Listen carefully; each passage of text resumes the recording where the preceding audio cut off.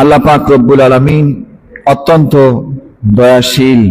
তিনি আমাদের জীবনের দিক নির্দেশনা স্বরূপ এক ঐশী গ্রন্থ আল কোরআন নাজিল করেছেন।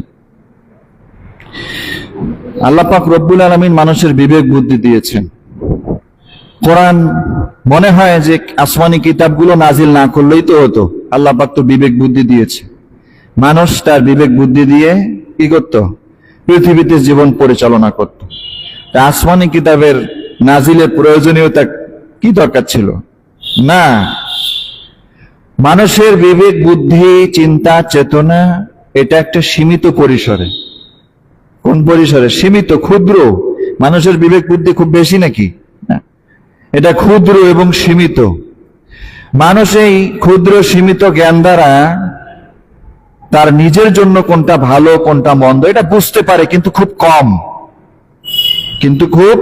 কম, আর পাশাপাশি এই বিবেক বুদ্ধি এটার সাথে মনের একটা কি আছে? সম্পর্ক আছে। কি আছে? মনের সম্পর্ক আছে, প্রবৃত্তির একটা চাপ আছে। যখন বিবেকের উপরে প্রবৃত্তির চাপ, নফসের চাপ বেড়ে যায়, তখন বিবেক বুদ্ধি লোপ পেয়ে যায়, কাজ করে না, ভুলটা করে বসে। কথা বুঝতে পেরেছেন? এজন্য আল্লাহ পাক রব্বুল আলামিন শুধু মানুষকে সৃষ্টি করে তার বিবেক বুদ্ধিতে ছেড়ে দেয় নাই। তার বিবেক বুদ্ধি যেন কোরআন এবং আসমানি গ্রন্থগুলোর উপরে ডিপেন্ডেন্ট হয়ে নির্ভর করে চলে, এই জন্য আসমানি গ্রন্থগুলো যুগে যুগে নাজিল করেছেন। সুবহানাল্লাহ। হ্যাঁ, এরপরে আল্লাহ পাক রব্বুল আলামিন সমস্ত আসমানি গ্রন্থের চূড়ান্ত যে আসমানি গ্রন্থ সেটা আমাদেরকে দিয়েছেন। সুবহানাল্লাহ। সেটার নাম কি? মহাগ্রন্থ আল কোরআন। এটা শ্রেষ্ঠ। এটার উপরে পৃথিবীর শুরু থেকে শেষ পর্যন্ত কোনো আর শ্রেষ্ঠ কিতাব আসবে না। চূড়ান্ত, ফাইনাল, এটা শেষ, চূড়ান্ত। তো কোরআনুল কারীম আল্লাহ পাক বিভিন্ন উদ্দেশ্যে নাজিল করেছে। কি করেছে? এটার উদ্দেশ্য আছে না? আল্লাহর কোনো কাজ উদ্দেশ্য ছাড়া না। প্রত্যেকটা বিষয়ে আল্লাহর উদ্দেশ্য আছে। তো কোরআন নাজিলের পিছনেও আল্লাহর মূল উদ্দেশ্য আছে। কয়েকটি উদ্দেশ্য আছে, তার মধ্যে মূল উদ্দেশ্য হচ্ছে হেদায়েত। কি? হেদায়েত এবং আল ফারকু বাইনাল হাক্কি ওয়াল বাতিল, ন্যায় এবং অন্যায়ের মাঝে পার্থক্য করার জন্য। সুতরাং যারা কোরআন দিয়ে তাদের জীবন পরিচালনা করবে তারা ন্যায়ের উপরে থাকবে। যারা কোরআন বিচ্ছিন্ন জীবন যাপন করবে তারা ন্যায়ের উপরে কোনোদিনও প্রতিষ্ঠিত হইতে পারবে না। আল্লাহ রাব্বুল আলামিন বলেন, শাহরু রমাদানাল্লাযী উনজিলা ফীহিল কুরআন হুদাল লিন-নাসি ওয়া বাইয়িনাতিন মিনাল হুদা ওয়াল ফুরকান। আল্লাহ বলেন, পবিত্র রমজান মাস আমি যে মাসে কোরআনকে নাজিল করেছি, উদ্দেশ্য কি কোরআন নাজিল করার? আল্লাহ বলেন হুদাল লিন-নাস, মানুষকে হেদায়েতের পথের ঠিকানা দেওয়ার জন্য আমি এই কোরআনকে নাজিল করেছি। ওয়া বাইয়িনাতিন মিনাল হুদা, আর যত আলোর পথ আছে ততটা আলোর পথের ঠিকানা এই কোরআনে আল্লাহ পাক রব্বুল আলামিন স্পষ্ট করে দিয়েছেন। ওয়া বাইয়িনাতিন মিনাল হুদা, হেদায়েতের সব নিদর্শনাবলী এই কোরআনে আছে, আল্লাহ বলেছেন। ওয়াল ফুরকান, এবং ন্যায় অন্যায় এর মাঝে পার্থক্য করার জন্য যে জ্ঞান, যে বিবেক বুদ্ধি দরকার, এই জ্ঞান বিবেক বুদ্ধি কোথায় আছে? কোরআনে আছে। কোরআন নাজিল করার উদ্দেশ্য, মূল উদ্দেশ্য হেদায়েত এবং অন্ধকারে নিমজ্জিত মানুষগুলোকে আলোর দিশা দেওয়ার জন্য আল্লাহ পাক কোরআনকে নাজিল করেছেন। এজন্য আপনি আমি অন্ধকারে নিমজ্জিত জীবন যাপন করছি। আলোর দিকে আসতে হলে আপনাকে আমাকে কোরআন শিখতে হবে, কোরআন জানতে হবে, কোরআন বুঝতে হবে এবং কোরআনের উপরে আমল করতে হবে। আল্লাহ রাব্বুল আলামিন বলেন, কিতাবুন আনজালনাহু ইলাইকা লিতুখরিজান নাসা মিনাজ যুলুমাতি ইলান নূরি বিইজনি রাব্বিহিম। এই কিতাব নাজিলের উদ্দেশ্য কোরআনুল কারীমে আমি শুধু একবার বলি নাই, বরং বারবার বলেছি।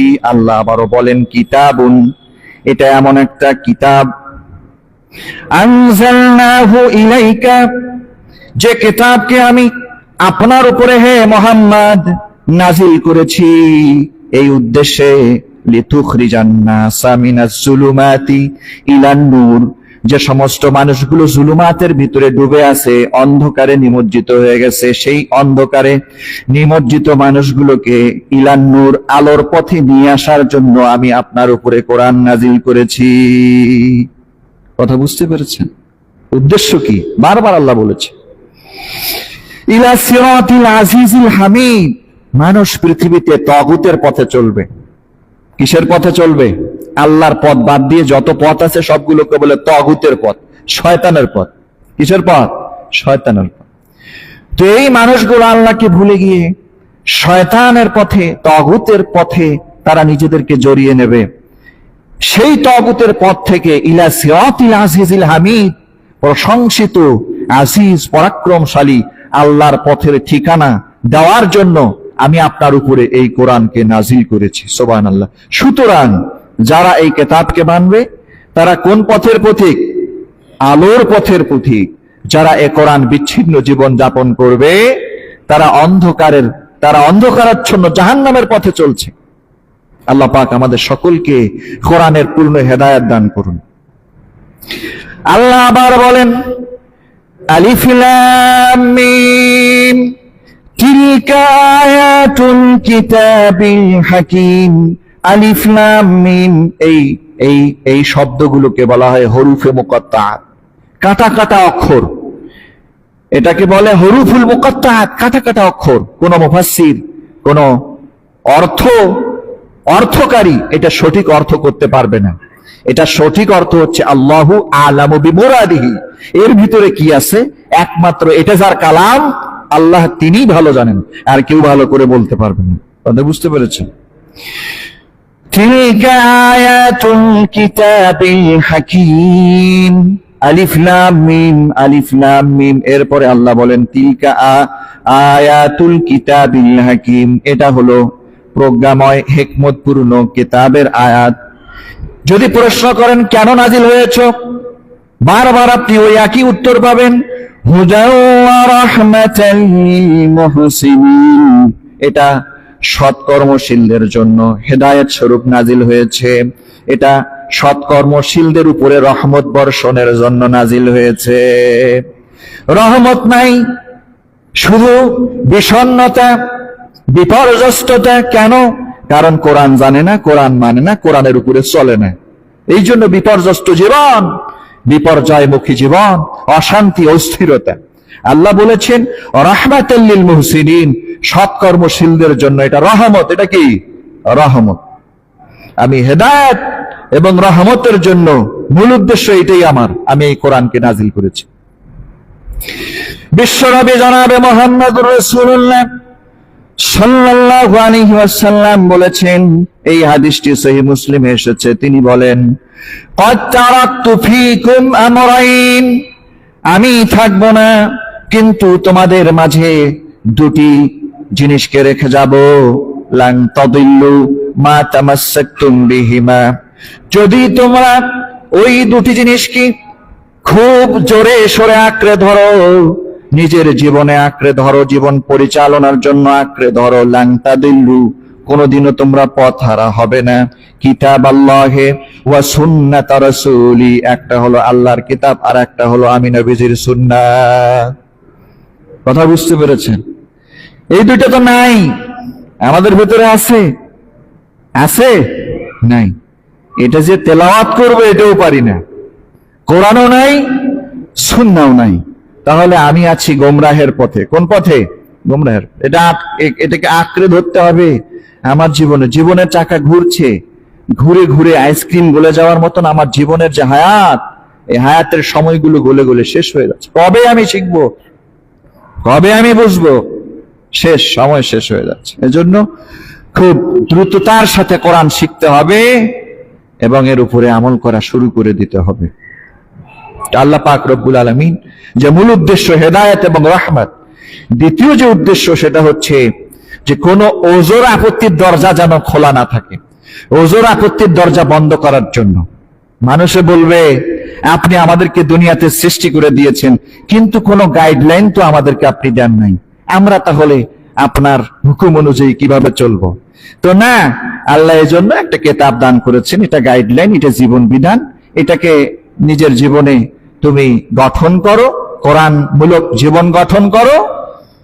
কোন আর ওজোর আপত্তির দরজা খোলা আছে নাকি? কোরআন তো নাজিল করেই দিছে। বলতে পারবেন আল্লাহ জানি না কোনো বিধান, এটা তো নাজিল করেই দিছে। ওজোর আপত্তির দরজা সবগুলো বন্ধ। হ্যাঁ, আল্লাহ পাক রব্বুল আলামিন নবীকে বলতে বলেছেন, ওয়াত্তাবিউ আহসানা মা উনজিলা ইলাইকুম মির রাব্বিকুম মিন ক্বাবলি আইয়াতিয়াকুম আল আযাবু বাগতাতাও ওয়া আনতুম লা তাশউরুন। তোমাদের রবের পক্ষ থেকে তোমাদের নিকটে যেই কিতাব নাজিল হয়েছে, আহসানা মা উনজিলা, উত্তম যে জিনিসটা নাজিল হয়েছে, এর উপরে উত্তম আছে। আল্লাহ বলেন তোমাদের রবের পক্ষ থেকে, ইলাইকুম তোমাদের নিকটে, মা আহসানা যেই উত্তম জিনিসটা নাজিল করা হয়েছে সেটার অনুসরণ করো, সেটা অনুযায়ী জীবন যাপন করো। মিন ক্বাবলি আইয়াতিয়াকুমুল আযাবু বাগতাতান, তোমাদের উপরে অতর্কিতভাবে আযাব শাস্তি আসার পূর্বেই গ্রহণ করো। শাস্তি আসার পূর্বেই এটা গ্রহণ করো, এখনই গ্রহণ করো। কখন শাস্তি হঠাৎ চলে আসবে, ওয়া আনতুম লা তাশউরুন, তোমাদের কোনো খবরই থাকবে না, বুঝতেই পারবে না। আর আল্লাহর আযাব শাদীদ, খুব ভয়ানক হবে। এজন্য শাস্তিতে পতিত হওয়ার পূর্বেই এখনই এটাকে গ্রহণ করো। কোনো ওজর আপত্তির দরজা নাই। কোরআন নাজিল হয়েছে, রাসূলগণ এসেছেন। হ্যাঁ, রাসূলাম মুবাশশিরিনা ওয়া মুনযিরিনা লিআল্লা ইয়াকুনা লিন-নাসি আলাল্লাহি হুজ্জাতুন বাদার রাসূল। আল্লাহ বলেন, রাসূলান, এমন সমস্ত রাসূলদেরকে তোমাদের নিকটে পাঠিয়েছি, মুবাশশিরিন যারা সুসংবাদদাতা, ওয়া মুনযিরিন যারা সতর্ককারী, এই জন্য পাঠিয়েছি লিআল্লা ইয়াকুনা লিন-নাসি আলাল্লাহি হুজ্জা, মানুষের জন্য যেন কোনো ওজর আপত্তির দরজা খোলা না থাকে। আল্লাহ, আল্লাহর সামনে দাঁড়িয়ে কোনো ওজর আপত্তি করবে, এ দরজা বন্ধ করে দিয়েছি রাসূল পাঠিয়ে এবং কোরআন পাঠিয়ে, আসমানি কিতাবগুলোকে পাঠিয়ে। ওয়া কানাল্লাহু আজিজান হাকিমা, আর আল্লাহ হচ্ছেন আজিজ, পরাক্রমশালী, হাকিম, প্রজ্ঞাময়। তাহলে আল্লাহ পাক রব্বুল আলামিন প্রথম যে মূল উদ্দেশ্য কোরআন নাজিল করেছেন, আসমানি কিতাবগুলো নাজিল করেছেন, কিসের জন্য? হেদায়েতের জন্য, রাহমাতের জন্য। দ্বিতীয় যে উদ্দেশ্য সেটা হচ্ছে মানুষের কোনো যেন ওজর করার, আপত্তি করার রাস্তা খোলা না থাকে, বন্ধ। কোন কিতাব নাজিল করেন নাই, কেমনে জীবন চালাবো? কিতাব নাজিল করেছে, আপত্তির দরজা বন্ধ, আল্লাহ নিজে বলেছেন। এরপরে 3 নম্বর যে উদ্দেশ্য সেটা হচ্ছে নবী রাসূলদের সত্যায়ন স্বরূপ। নবী রাসূল, নবী আমি, আল্লাহ রাসূল পাক সাল্লাল্লাহু আলাইহি ওয়াসাল্লাম নবী, মুসা আলাইহিস সালাম নবী। ওনারা যে বলেছেন আনা নাবিয়্যুম মির রাব্বিকুম, তোমাদের রবের পক্ষ থেকে আমি নবী, যেটার প্রমাণ কি? যে আমার কাছে কি এসেছে? কি এসেছে? কিতাব এসেছে। তো নবী রাসূলদের কিতাব দেওয়ার উদ্দেশ্য হচ্ছে, একটা উদ্দেশ্যগুলোর মধ্যে এটাও একটা উদ্দেশ্য যে তাদের সত্যায়ন স্বরূপ এই কিতাবগুলোকে পাঠানো হয়েছে। এবং মুসা আলাইহিস সালাম আল্লাহর সাথে কতদিন পাহাড়ে, তুর পাহাড়ে কতদিন কথা বলেছে? কতদিন ছিল ওখানে বলেন তো? কতদিন? 40 দিন। কতদিন? আল্লাহ বলেন 30 দিন আমি তার সাথে ওয়াদা করেছি, আবার আরো 10 দিন বাড়তি করে দিয়ে 40 দিনে আমি পূর্ণ করেছি। মুসার সাথে কথা বলেছি, আমি তার সাথে আমি সাক্ষাৎ করেছি, শুধু একটু আলোর ঝলক দিয়েছি, আপনারা সকলে জানেন। তো সেই 40 দিন অতিবাহিত হওয়ার পরে মুসা আলাইহিস সালামকে কিতাব দিয়েছে। কি দিয়েছে? এদিকে দেখেন, মুসা আলাইহিস সালামকে কি দিয়েছে? 40 দিন যাওয়ার পরে কিতাব দিয়েছে। এই কিতাবটা কেমন ছিল? এই কিতাবটা ফলকের মধ্যে লেখা, পূর্ণ একবারে নাজিল করা একটা কিতাব ছিল। কোরআন যেমন ধাপে ধাপে নাজিল হয়েছে, যখন যে প্রেক্ষাপট এসেছে সেই প্রেক্ষাপটে কোরআন নাজিল হয়েছে। দুটি কিতাব, তাওরাত, মুসা আলাইহিস সালামের উপরে যে তাওরাত এসেছে, এটা একবারে নাজিল হয়েছে। কি হয়েছে? একবারে নাজিল হয়েছে। পাথরে, কিসে? পাথরে লেখা ছিল এই কিতাব। আর জাবুর দাউদ আলাইহিস সালামের উপরে যে কিতাব এসেছে এটা একবারে নাজিল হয়েছে, ওইটা হচ্ছে কবিতা আকারে, কি আকারে? কবিতা আকারে ওইটা নাজিল হয়েছে। আর বাকি ঈসা আলাইহিস সালামের ইনজিল এবং আমাদের নবী পাক সাল্লাল্লাহু আলাইহি ওয়াসাল্লামের উপরে চূড়ান্ত কিতাব কোরআন, এটা ধাপে ধাপে নাজিল হয়েছে। একবারে 2 কিতাব নাজিল হয়েছে, তার মধ্যে একটা কি? তাওরাত। আল্লাহ সেই তাওরাতের ব্যাপারে বলছেন, ওয়া কাতাবনা লাহু ফিল আলওয়াহ, আমি মুসার জন্য লিখে দিয়েছি কোথায়? আলওয়াহে, বোর্ডের মধ্যে, ফলকের মধ্যে। বোর্ড আছে না, বোর্ড লেখে যে বোর্ডের মধ্যে, ওই বোর্ডকে আরবিতে বলে লৌহুন, বহু বচন হচ্ছে আলওয়াহুন, বোর্ডে। এই বোর্ডটা কিসের ছিল? মুফাসসিরিনে কেরাম একাধিক কথা বলেছে। গ্রহণযোগ্য কথা হচ্ছে মুসা আলাইহিস সালামের যে কিতাব এসেছে তাওরাত, ফলকের মধ্যে লেখা, সেটা কানাত মিনাল হিজারা, পাথরের ফলকে। কিসের ফলকে? পাথরের টুকরোগুলোতে লেখা ছিল। ফলক, চারটা চারটা পাথর থাকে না, চওড়া পাথর থাকে না, এই পাথরের মধ্যে লেখা ছিল। তাফসীরে এটা এসেছে। আল্লাহ বলেন, ওয়া কাতাবনা লাহু ফিল আলওয়াহি মিন কুল্লি শাই, আমি মুসার জন্য লিখে দিলাম ফিল আলওয়াহি, বোর্ডের মধ্যে, পাথরের বোর্ডের মধ্যে লিখে দিলাম। মিন কুল্লি শাই, অর্থাৎ তাওরাতে আমি সব লিখে দিলাম, মিন কুল্লি শাই, সব কিছু লিখে দিলাম। মাউইযাতান, উপদেশ স্বরূপ, ওয়া তাফসীলান লিকুল্লি শাই, এবং সেখানে রয়েছে প্রত্যেকটা জিনিসের ব্যাখ্যা, ব্যাখ্যা স্বরূপ আমি দিয়ে দিলাম। আর মুসাকে বললাম, ফাখুযহা বিকুওয়া, শক্ত করে এটাকে ধরো, ওয়া'মুর কওমাকা ইয়াখুযু বিআহসানিহা, এবং এই তাওরাতের বিধানগুলো নিজের কওমের কাছে গিয়ে এটাকে দাওয়াত দাও। এটা আমি বললাম।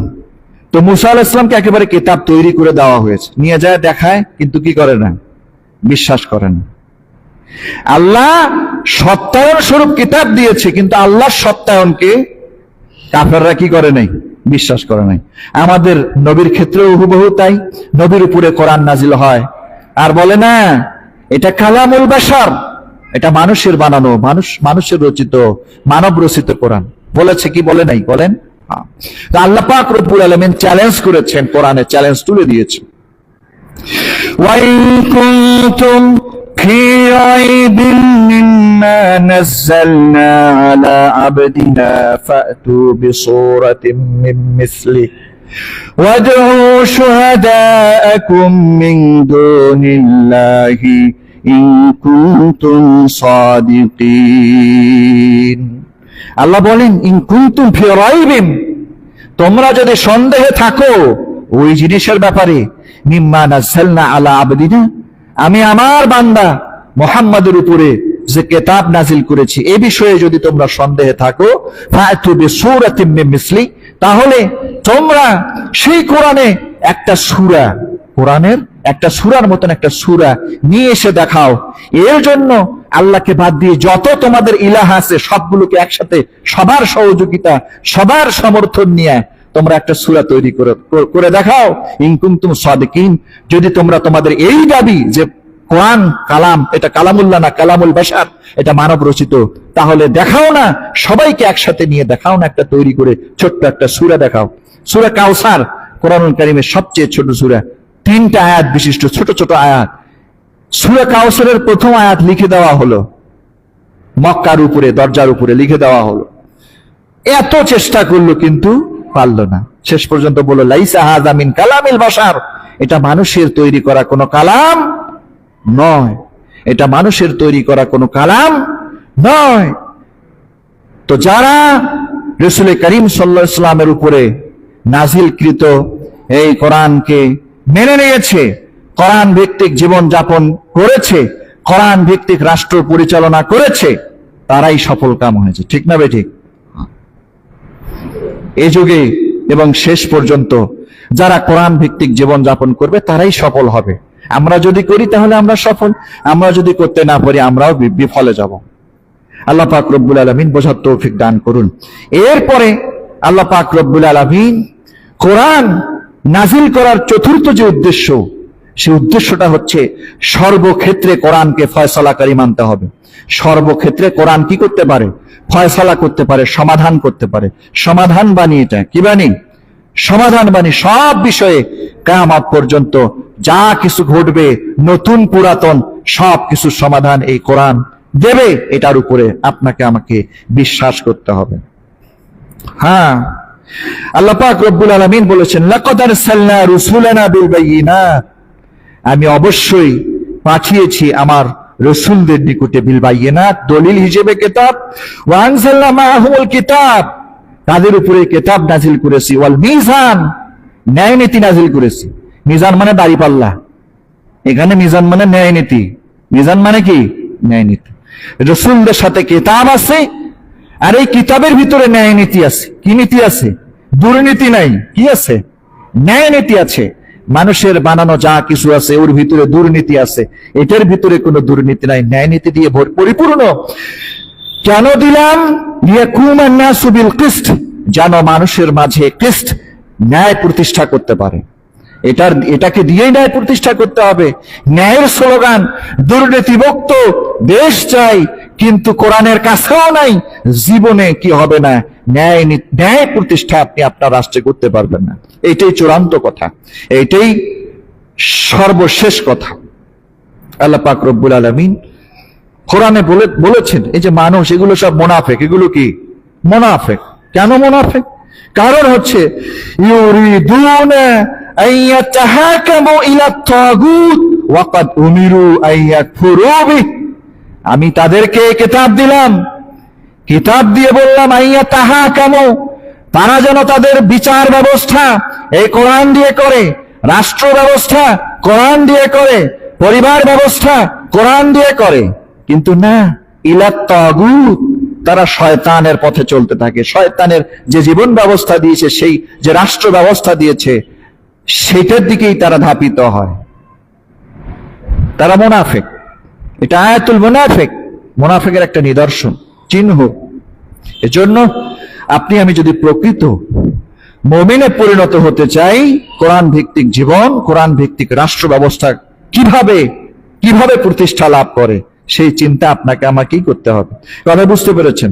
হ্যাঁ, এজন্য আল্লাহ পাক রব্বুল আলামিন বলেছেন, আপনি দেখেন কিছু কিছু মানুষ আছে কোরআন ভিত্তিক জীবন পরিচালনা বা রাষ্ট্র পরিচালনা করতে চায়, আশা আছে।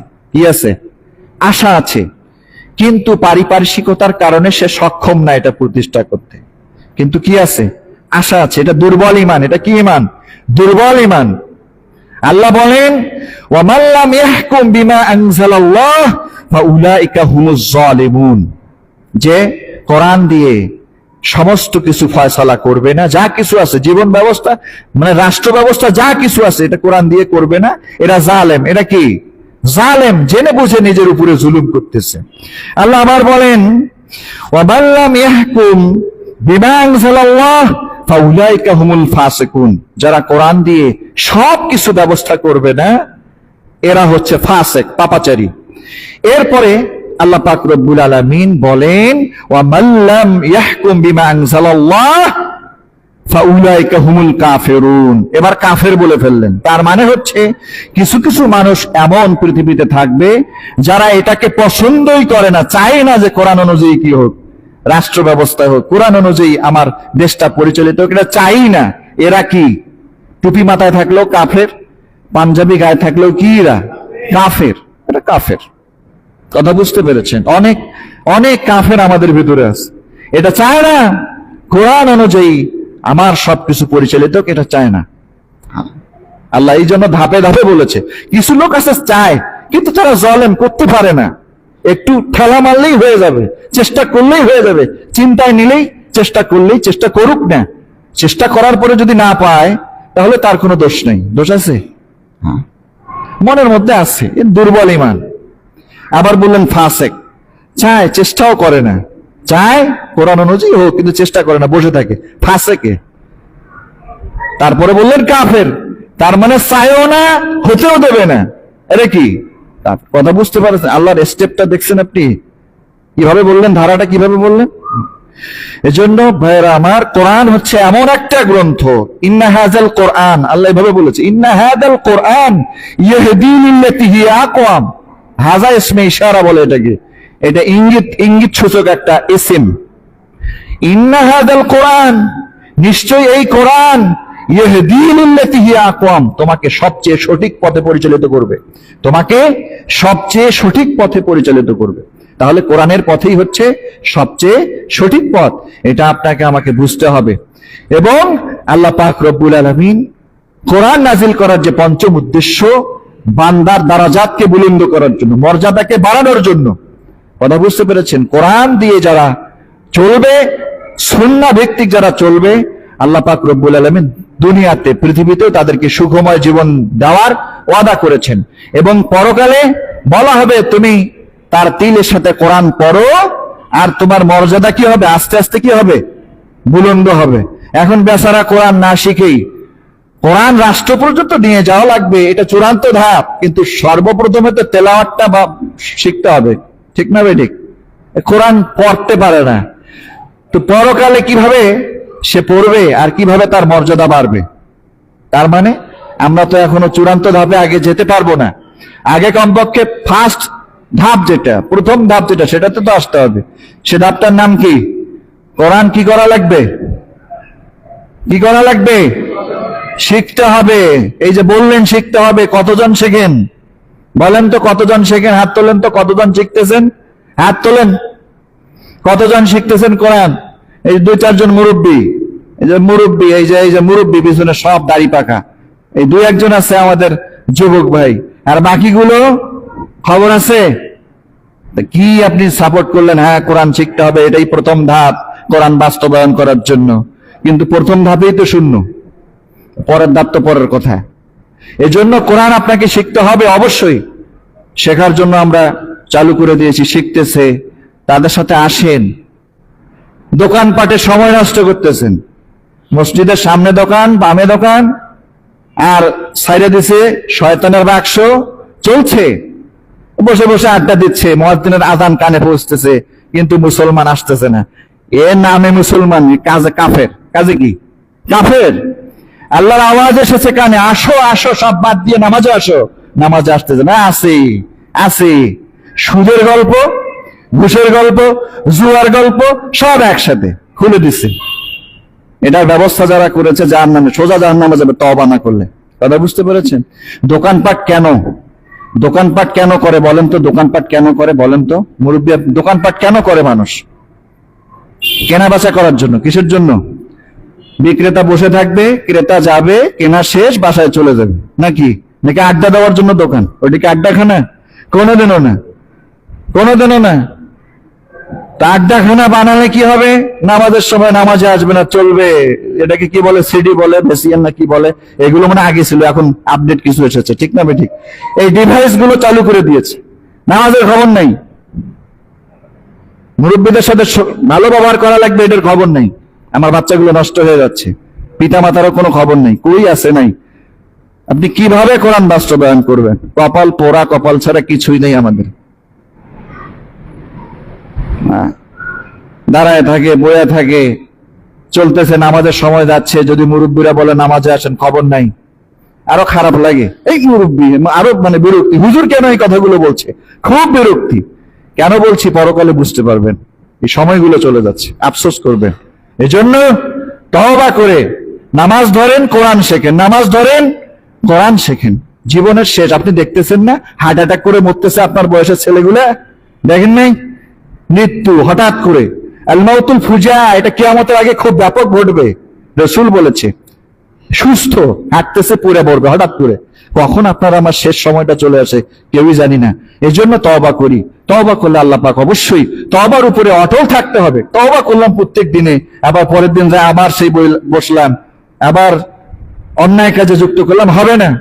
কঠিন ভাবে তওবা করেন, খাঁটি ভাবে তওবা করেন, আল্লাহ আপনাকে প্রিয় বানায় নেবে।